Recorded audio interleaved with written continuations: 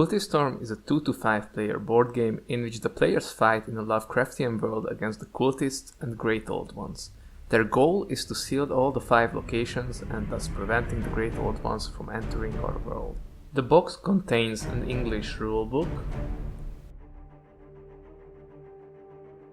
cheat sheets, a game board which you can assemble, investigator boards, location cards, insanity and terror crystals, various tokens, colorful miniature bases, the miniatures themselves, terror marker, cultist marker, and of course the investigator miniatures. Terror cards and endgame cards, cultist cards, object cards, individual investigator decks, Great Old One cards, location sealing cards, investigator and cultist dice. You can assemble the board from these 5 elements. The small symbols on the board pieces help you figure out which pieces are adjacent to each other. Pick 5 location cards randomly and then place them on their corresponding places on the board.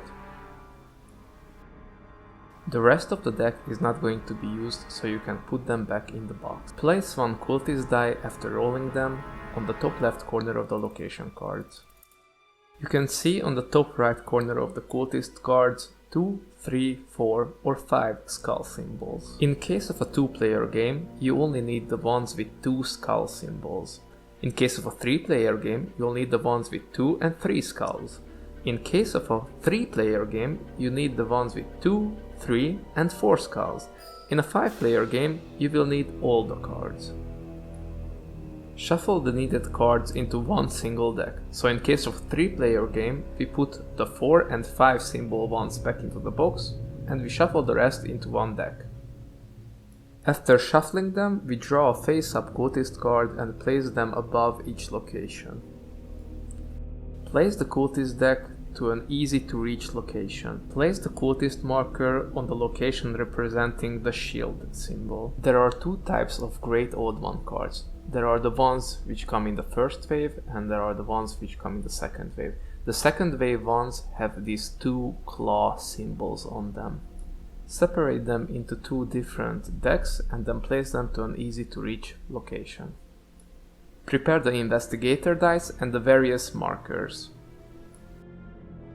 The location sealing cards, the location sealing tokens, the altar tokens, timing tokens, blocking token, trophy markers, targeting tokens, shuffle the terror and the endgame cards. One of the endgame cards goes above the eye symbol. Starting from the shield symbol, place a face down terror card above each symbol. The rest of the terror cards you are still going to need, so put them to an easy to reach location. But the endgame cards you can put back to the box. Place the terror marker on the endgame card above the eye location and place a terror crystal on the card. Each player should choose an investigator, take their corresponding boards, their miniatures, choose a color and then place their miniature into the chosen colored base. The players then take their same colored investigator badge and the same colored target markers. Finally, each player takes their individual investigator cards, shuffles them and puts them in front of them. Shuffle the object cards, but please keep in mind that there are 2 object cards which are specific to an investigator. Do not shuffle them into the deck. Each player draws 2 cards from the object deck and then chooses one to start with. If somebody happens to draw a negative card, they must discard it and keep the other object as their starting card. Keep in mind that you don't draw another card instead of the discarded negative card. If somebody happens to draw 2 negative cards, then that player sadly does not have any starting object. The unchosen/discarded cards are shuffled back into the object deck and the players keep their chosen objects. Starting from the eldest player, going clockwise, each player puts their investigator on the location which is adjacent to the previous investigator. The eldest player always starts on the shield symbol where the cultist marker is standing. Then the next one, here, and in case of a 3-player game, the third player puts his investigator here. We are ready to start the game. For clarity's sake, I'm going to put some of the game elements outside of the camera view. The game lasts multiple rounds, and each round has 6 phases. In the cultist phase, new cultists are spawning into the game. In the terror phase, we are moving the terror marker. In the refreshing phase, each player can draw new cards, and this is the phase where we need to roll with the investigator dice. In the investigator phase, we are able to do all of our actions. In the fighting phase, we are fighting against cultists and or against Great Old Ones. In the sealing phase, we have the opportunity to seal the locations given that we have the necessary resources. Let's take for example that there are several cultists on this location and also a Great Old One. So in this case, the first thing to move is the Great Old One as he devours the cultists below him. Please note that the lowest symbol of the devoured cultist becomes part of the Great Old One, thus strengthening him. You will need to possess all the symbols in order to defeat the Great Old One. During the course of the game, the Great Old One can devour multiple cultists, thus becoming stronger with each one. And if he is standing only one space away from the location, the players must defeat him in order not to lose the game, because if he reaches the location, he succeeded into crossing over into our world, thus ending the world as we know it. So, as we've just learned, the game starts with the cultist phase, and if there are any Great Old Ones in game, they come closer to the board. The second move of the cultist phase is to advance the cultist marker as many spaces as there are players in the game. So in this 3-player scenario, the cultist marker advances 3 spaces clockwise and spawns a cultist to each location it has moved through and arrived at. If a location has the blocking marker, it cancels the spawning of a new cultist. So it is possible to spawn less cultists than the move of the cultist marker. If the cultist marker spawns a 4th cultist on a location, it immediately summons the Great Old One. On the cultist card, you can see the name of the Great Old One that this specific cultist serves. Be sure to pick out this specific Great Old One from the deck. After we found this card, we place it on the location as a 5th card. Since the cultist marker moved 3 times, we put a new cultist here and here.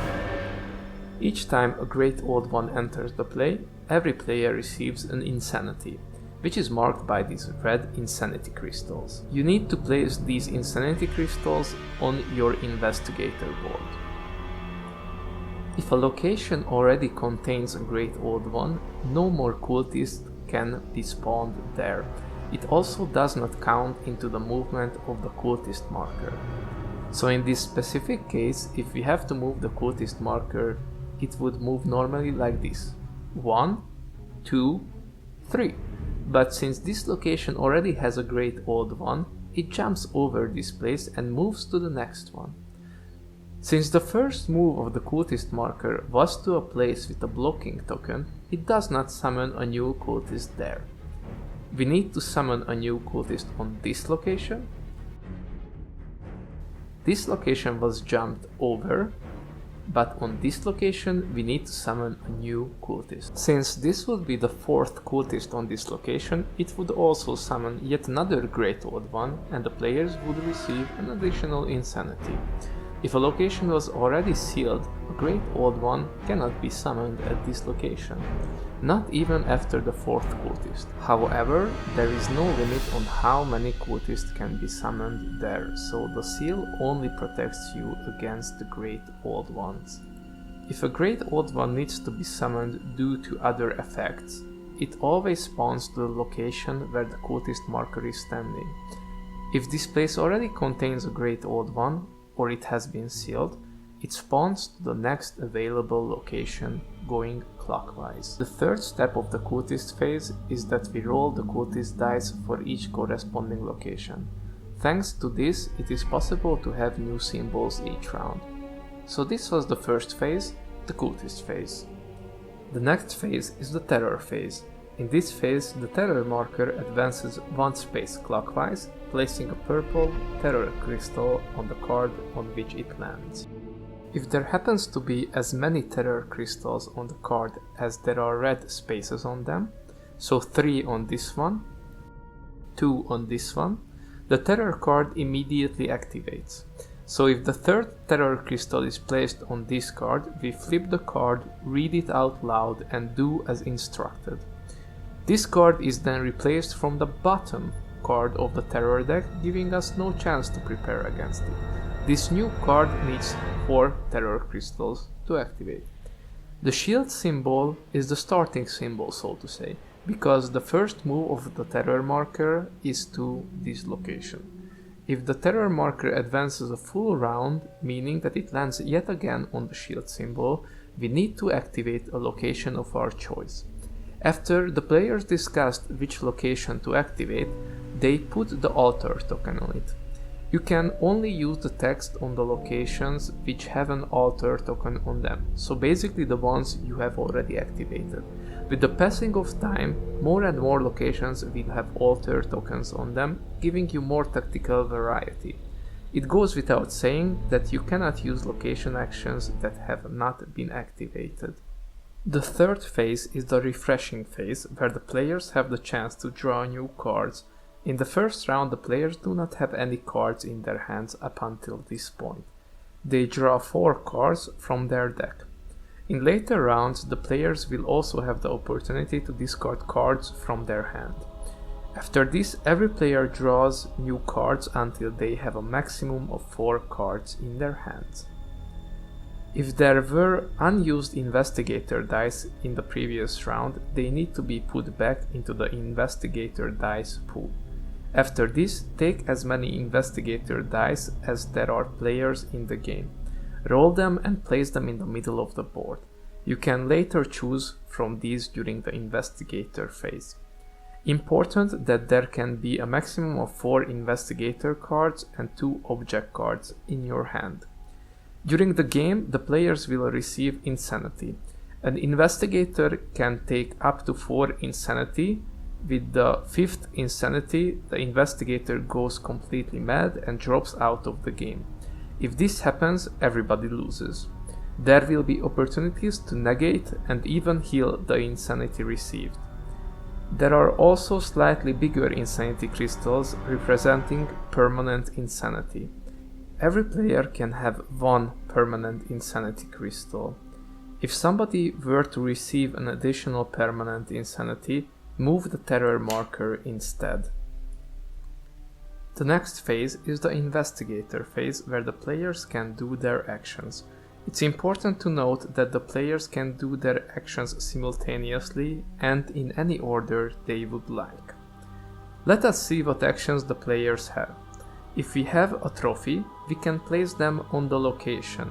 You can only put down your own trophies and only to a location which have the exact same corresponding symbol. The trophies play an important role in sealing the locations. The players can choose from 9 different actions. One of these actions is to take an investigator die from the middle of the board. Normally, every player can possess only 1 die, but there are certain situations where there are more investigator dice than players. In this case, somebody is allowed to have more than 1 die. If a player takes a die with this symbol, he needs to rotate the dice to a symbol of his choice. Everyone has the opportunity to re-roll their taken die, but doing so, the player receives an insanity. Although it can be a lifesaver, we need to think twice because of the hefty price we need to pay. The next action is the movement. Once per round, a player can move to a desired location. If the player wants to move to several locations, he will receive an insanity for every move past the first one. For example, this player can move to any location freely. They do not have to be adjacent to each other. If the player wishes to move another place after this, he will receive an insanity. The players can also use the action of the location. As mentioned earlier before, you can only do this if the location has been activated and it has an alter symbol on it. So this player cannot use the action of this location, but he can use the action of this location. This location has the following action, for example. The investigator may suffer an insanity to remove a terror crystal from any terror card. The next action is the research. For this, the player who is doing the action needs to look at the cards in his hands and search for these magnifier glass symbols. In this case, it's 3. The player can draw up to 3 cards from the object deck. Regardless of the drawn amount of cards, the player can only keep 1 card. The rest is discarded. It's important to handle the discard deck separately, since it is not going to be reshuffled once the deck runs out. It's important to note that the players can only use the research action once per round. If they wish to keep the card despite of having already 2 object cards, they need to discard one of their existing cards to make place for the new card. If we draw negative cards during our research, we must do the action described on them before choosing our desired card. In this case, we need to advance the terror marker. In order not to forget that the players have already used this action, they need to flip their investigator badge. So if your badge is already flipped, you cannot do this action. Another action we can do is to freely trade objects with players on the same location. Keep in mind the hand limit of the object cards when trading. We can also play support cards as one of our actions. In this case, we need to give our support card to our chosen player.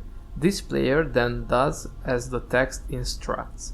In this example, the supported player can shuffle his discarded cards, his remaining cards, and the cards in his hands into one deck, then draw 4 new cards. Normally, if a player gives support to another player, the supporting player receives an insanity, but he can draw a new card from his deck to replenish the card that has been given away.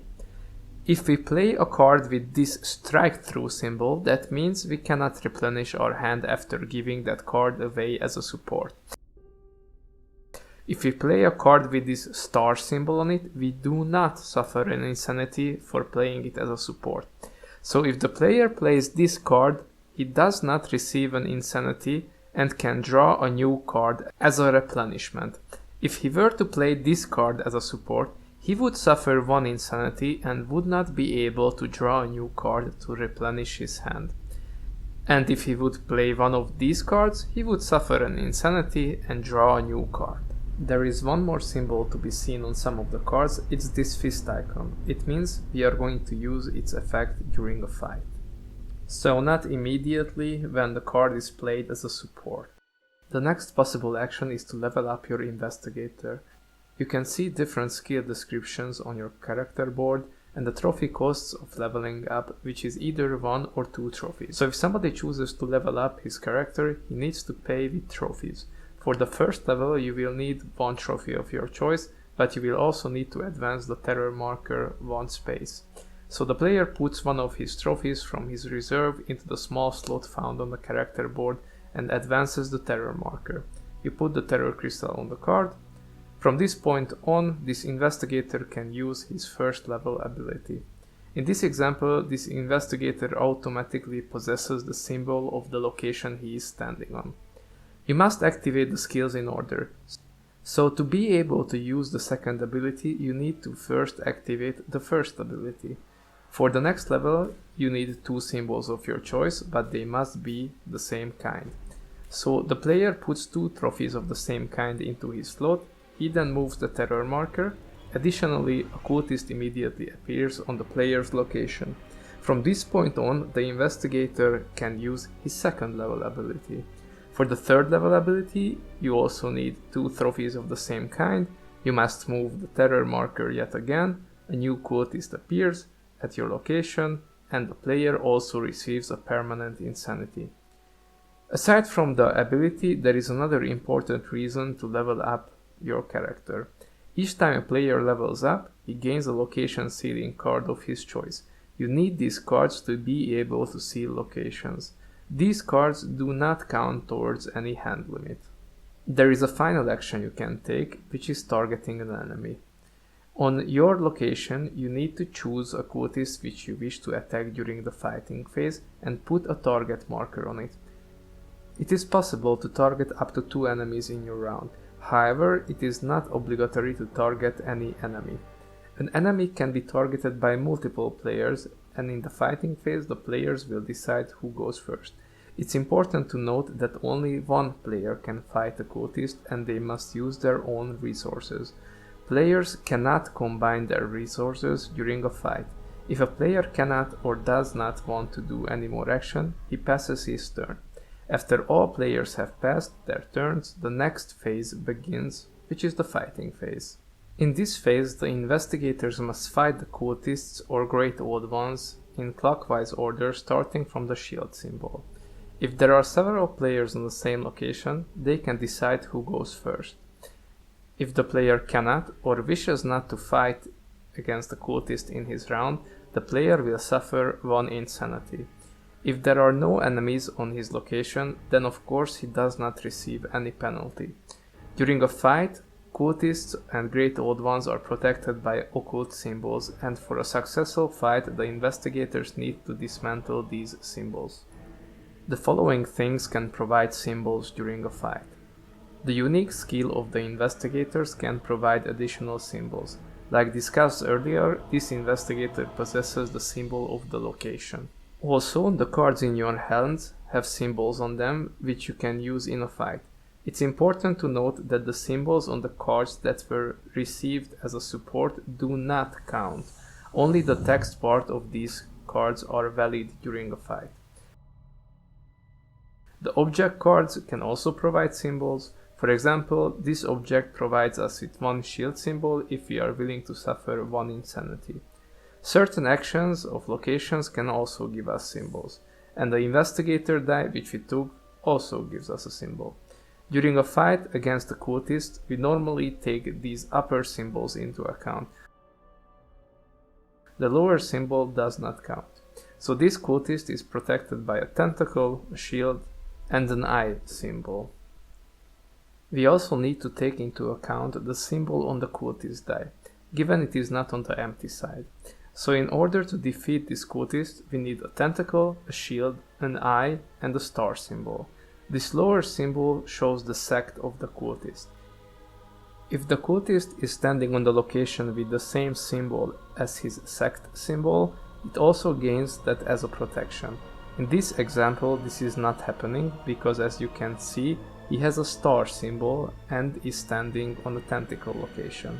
But if this cultist were to be at this location, we would need a shield, an eye, a planet, a star, and a tentacle symbol to be able to defeat it, because its sect symbol is the same as the location it is on. On the investigator boards, we can differentiate between melee and ranged fighters. The ranged fighters can attack any cultist on their location, whereas the melee fighters can only attack the first cultist on their location. You have to take this also into account when planning fights. So basically we are able to defeat a cultist if we can provide and pay all the symbols from our own resources. After we defeat a cultist, we get the symbol of his sect. So if we defeat this cultist, we would get a star trophy, and the defeated cultist goes into the defeated cultist discard deck. The rest of the cultists are coming closer to the location. The cards used during a fight must be discarded. The received supports must be given back to the original player's discard deck. You can only fight against Great Old Ones if there are no more cultists below them. Let's take this situation for example. There are no more enemies on this location except the Great Old One. It has the devoured cultists strengthening it. It's important to take the devoured cultists into account when fighting against the Great Old One. The defeated Great Old One does not get discarded, it only goes back into its deck, so it is possible that it's going to be summoned again. If we are able to defeat a Great Old One, we automatically seal that location. If there were any trophies on that location, they go back into the reserve. If we manage to seal a location via this method, then we do not need to have the location sealing card in order to seal the gate. The next phase is the sealing locations phase. Since the players need to seal all 5 locations in order to win the game, this is a pretty important phase. To seal a location, the players need to have as many of the given trophies as there are players in the game. So in this 3-player example, to be able to seal the star location, the player would need 3 star symbols either on the location or in his own reserve. The player would also need the star location sealing card, and his investigator must be standing on that given location. If there is a Great Old One on that location, it cannot be sealed this way. If all the criteria are met, then the player is able to seal that location. Keep in mind that the investigator suffers insanity for every cultist on this location. Normally, if a player would receive his 5th insanity, the players would lose the game. However, if this is the last location to be sealed, there is a special rule called Heroic Sacrifice, which states that the players still win the game despite of the investigator sacrificing him or herself to seal the location. So just to recap quickly, in the first cultist phase, new cultists are summoned via the cultist marker and the cultist dice are rolled. In the second terror phase, we advance the terror marker. In the third refreshing phase, the investigators draw new cards and we roll the investigator dice. In the fourth investigator phase, the players are doing their available actions simultaneously. In the fifth combat phase, the players are fighting against cultists and or Great Old Ones. In the sixth location sealing phase, the players have the possibility to seal the gates if they meet all the conditions. If the endgame card is activated, that means if the card receives its fifth terror crystal, it is flipped and then the players need to finish the game in a certain way that is specified by the card. In this example, the players lose their highest unlocked ability and the second wave Great Old One appears on the location of the cultist marker. So we pick a random card from the deck which we separated at the beginning of the game and place it on a location where the cultist marker is standing. The endgame card can also be activated if the cultist deck is depleted. The only way for the players to win the game if all the 5 locations are sealed and there are no Great Old Ones in play. There are several ways the players can lose the game. If one of the players receives his 5th insanity and goes mad, the players lose. If a Great Old One reaches a location, the players lose. If there are more cultists in the game than the cultist limits, the players also lose. The limit is specified by player number and can be found in the rulebook and on this cheat sheet. The players also lose if the endgame card is activated and the players cannot meet the conditions. There are some rule changes when it comes to 2-player game variant to balance the game. For example, all investigators count as ranged fighters. Also, the cultist marker advances 3 times instead of 2 times. The hand limit is 5 instead of 4 cards. Lastly, we need to use 3 investigator dice instead of 2.